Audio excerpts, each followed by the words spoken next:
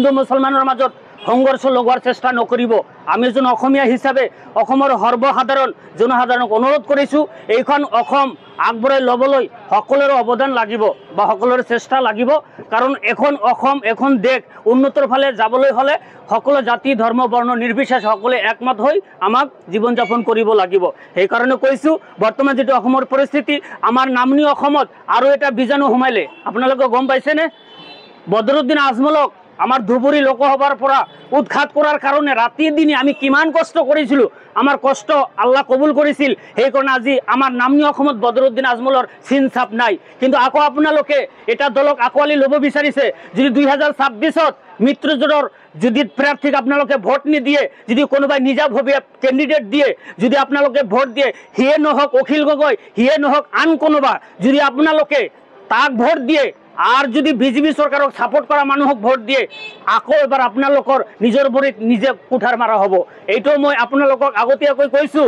যেনিবা আমালোকে বদৰুদ্দিন আজমলক ইয়াৰ পৰা উৎখাত কৰিছিলোঁ যাতে আগন্তুক 2026-ত যাতে বিজেপিৰ বিকল্প চৰকাৰ আমালোকে আনিব পাৰোঁ। কিন্তু কিছুদিনৰ পৰা আমাৰ নামনি অসমত এটা দল বেছি উৎপাত লগাইছে আৰু মাজে মাজে মৃত্যুতাৰ কথা কয়, মাজে মাজে কয় অকলে খেলিম।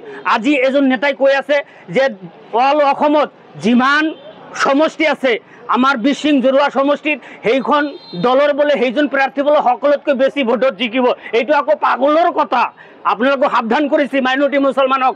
কাৰণ যেনিবা উৎখাত কৰিছিলে বদৰুদ্দিন আজমলক, দ্বিতীয় বদৰুদ্দিন আজমল যাতে আমাৰ ধুবুৰী লোকসভাত স্থান নাপায় আপোনালোকক অনুৰোধ কৰিছোঁ। দ্বিতীয় বদৰুদ্দিন আজমলটো কোন হয় আপোনাৰ মতে? পাব, আপোনালোকে প্ৰমাণ পাব।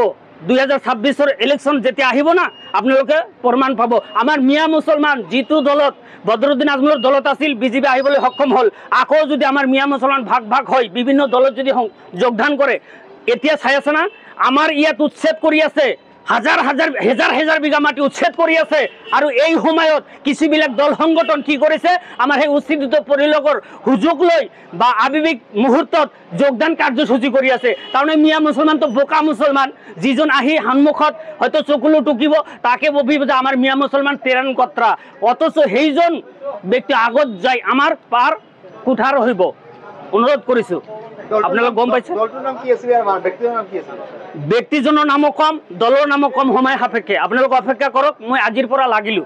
যিজনে ধম্বালি মাৰি আছে বিশিং জৰুৱা সমষ্টিত বোলে সবাতকৈ বেছি ভোটত জিকিব, সেই দলৰ প্ৰাৰ্থী দিলে নাউজুবিল্লাহি মিন জালিক আমি থাকোঁতে হ'বলৈ নিদিওঁ। আপুনি গম পাব, পিছত আমি কম। আপুনি বিচৰা বাতৰি পাব কেৱল নিউজ 18 এপত। নিউজ 18 এপ ডাউনলোড কৰিবলৈ স্কেন কৰক এই QR কোড। গুগল প্লে ষ্টৰতো পাব এই নিউজ 18 এপ।